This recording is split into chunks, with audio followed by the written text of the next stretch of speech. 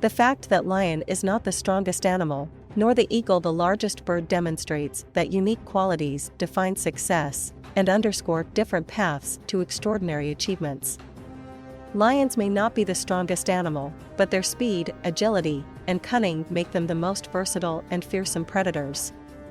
Similarly, an eagle's lighter body lends itself well to hunting techniques that make it a fearsome bird of prey.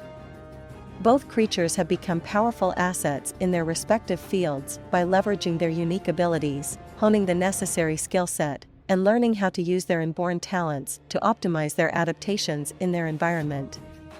With the realization that there are different approaches to becoming extraordinary, ordinary people can identify their unique strengths, cultivate them, and leverage them to become authoritatively unique. By embracing a balanced approach to endeavors, regular individuals can also craft expertise, confidence, enthusiasm, and discipline that they possess to realize their greatness, despite facing challenges, even those with perceived disadvantages.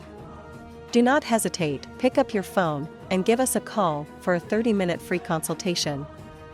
469-660-5522